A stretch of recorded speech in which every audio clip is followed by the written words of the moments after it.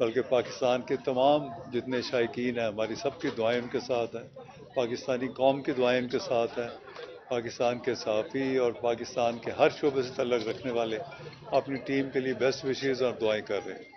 Chairman साहब, election का मामला कहाँ पे पहुंचा? मतलब कौमी इलेक्शन पीसीबी, और इस वजह से कहा जाता है कि आपके पास इतनी डिसीजन पावर नहीं है कि आप फैसले भी नहीं कर पा रहे क्योंकि आपका अपना नहीं कौन है। सा फैसला नहीं किया? वैसे मतलब जनरली जो परसेप्शन आ रहा है, चले उस पर छोड़ दें। ये कहते हैं कि इलेक्शन जब थोड़ा सा रह गया, महीना डेढ़ महीना रह गया, वो भी तो हो कहाँ जाएगा, तक पहुंचेगी? सामने डिटेल बता दीजिएगा इलेक्शन का।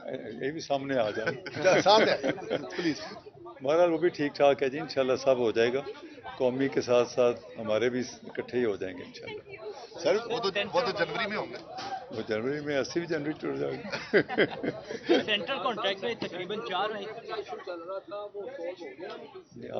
आज आपको प्रेस रिलीज मिल रही है, सारी तस्वीरें भी मिल रही है, और जितने हमारे कैप्टन और प्लेयर्स हैं उन्होंने पाकिस्तान क्रिकेट बोर्ड को बहुत अप्रिशिएट किया, और जिस प्यार और मोहब्बत से अपने हम खिलाड़ियों को हमने कॉन्ट्रैक्ट्स दिए हैं, मैं ख्याल पाकिस्तान की हिस्ट्री में इतने पैसे कभी नहीं मिले जितने मैंने उनको दिए, क्योंकि मेरा मकसद एक ही था कि हमारे जितने प्लेयर्स हैं ये मोराल इनका अप होना चाहिए। जब ये किसी दुश्मन मुल्क में या किसी जगह भी खेलने जाएं जहाँ कंपटीशन हो रहा है, तो they should go with full support of the nation, और उनको एक अच्छे तरीके से परफॉर्मेंस कर सकें।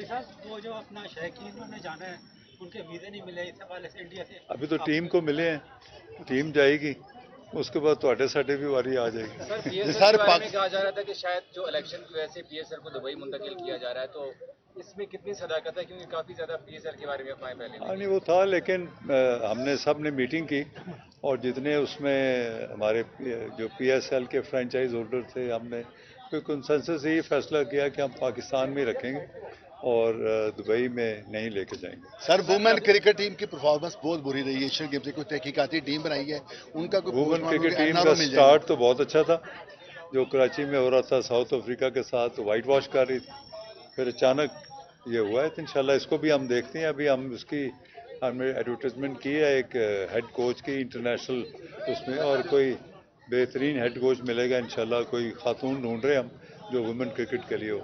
सर टीम इंडिया पहुंच रही है, क्या एक्सपेक्टेशन है कि टीम को कैसा प्रोटोकॉल मिलेगा? वैसे जब भी पाकिस्तान टीम इंडिया जाती रही है, बड़ी इज्जत मिलती रही है टीम को वहाँ पे। लेकिन जी इंडिया के जो लोग हैं वो भी क्रिकेट के बड़े शौकीन हैं, उधर शायकीन भी हैं, पाकिस्तान में भी हैं, तो आई थिंक जो इंडियन क्रिकेट बोर्ड है उन्होंने आईसीसी को पूरा यकीन दिलाया कि हम तमाम जितनी टीमें आ रही हैं सबको सिक्योरिटी और प्रोटोकॉल देंगे, तो I don't find any problem कि क्यों ना उनको मिले, उनको फुल मिलेगा इंशाल्लाह। सर सेंट्रल कॉन्ट्रैक्ट 3 महीने तक अभी तक डिले, उसके ऊपर साइन साइन नहीं हुए, हो गए, इस वजह से हो गए, साइन हो गए क्या? हो गए, हो गए। हो गए।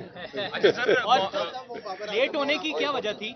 क्या खिलाड़ियों की जानिब से या आपकी जानिब? नहीं खिलाड़ी खेल रहे थे ना, उधर गए हुए थे अपना ये श्रीलंका में टूर्नामेंट में थे। कोई शराइत ऐसी तो नहीं थी कि जिसके ऊपर वो दस्तखत उसकी वजह से नहीं करना चाहते? नहीं ऐसी बात नहीं है, वो बिजी थे ना अपने टूर्नामेंट में, फारग हुए थे, इधर आए हैं, सबने बैठ के एक ही मीटिंग की उसमें सबने। मोहम्मद हफीज जो थे वो टेक्निकल कमेटी से स्टेप डाउन किए, क्या ऐसी वजूहत हुई कि मोहम्मद हफीज के? देखिए जी बात यह है कि मोहम्मद हफीज ऑल्दो के बड़ा प्लेयर है, बहुत बड़ा नाम है, और बड़ी मैं उनकी इज़्ज़त करता हूँ।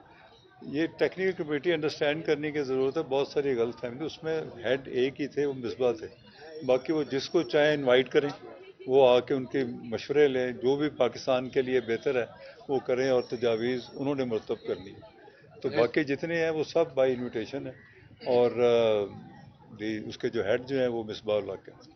साहब आपने बाबर आजम ने आपसे एक वादा लिया शदाब खान को ड्रॉप करने का, अगर उसने परफॉर्म ना किया तो ये नहीं ऐसी बात नहीं है, लेकिन जब हम घर में बैठते हैं तो बहुत सारी चीज़ें डिस्कस होती हैं, हम टीम के साथ भी बैठते हैं, प्लेयर्स भी, तो जितने प्लेयर्स हैं ये तो अपने बच्चे हैं ना, तो they are playing for Pakistan, तुम्हारे तो उनके लिए जज्बात वही हैं जो अपने बच्चों के लिए होते हैं। वो बैठे हैं, उन्होंने कहा है, हमने एक एक चीज़ खुल के बात की है, और ज़ाहिर है बाबर आजम भी ये चाहता है कि हमारी टीम परफॉर्म करे, जो प्लेयर परफॉर्म नहीं करेगा डेफिनेटली वो उसको लाइबिलिटी अपने पीछे तो नहीं लेके जाएगा। तो शादाब खान बड़ा नाम है, बड़ा प्लेयर है, तो मेरी दुआ होगी कि वो भी परफॉर्मेंस में आए और पाकिस्तान के लिए अपना जो खिदमात हैं, उसकी जो एक जो जिस तरह उसकी पहले क्रिकेट थी उस तरह वापस आए। सारा मसला उससे शुरू हुआ कि ये हमारे जितने 5 प्लेयर्स थे इनको एनओसी दे दिया गया। जब मैं बोर्ड में आया तो उनको एनओसी मिल चुका से जाके आप लीग मैचेस खेलें। मैंने आते ही बोर्ड में कहा ये, और बोर्ड के लोग इसकी गवाही देंगे, मैंने कहा था ये सब जा रहे हैं, मुझे डर है कि कोई इंजरी ना हो जाए। तो सब ने कहा कि जी देखते हैं। आगे देखा तो वो उनको जो मेरे से पहले चेयरमैन साहब थे उनको दे चुके थे। तो और उनके लेने के बाद उन्होंने जो लीग के जितने और कंट्रीज़ के जो है उनके साथ उन्होंने एग्रीमेंट भी कर लिए थे। तो फिर मैंने मुनासिब ना समझा कि इनके हो चुके हैं, एग्रीमेंट भी हो चुके हैं, तो इनको हम रोकना मुनासिब नहीं था। और वही मेरा खदशा था, वो जो उधर गए फिर टू मच ऑफ जो एक्सर्शन होती है, स्ट्रेस होता है। अभी कोचेज़ ने भी, सब लोगों ने इसको एडमिट किया कि ये जो एक्स्ट्रा उनके ऊपर स्ट्रेस आया उसकी वजह से ये 5 प्लेयर जो है अनफिट हुए। जी sir, thank you very much. Thank you sir, शुक्रिया। ठीक है। हाँ, बेहतर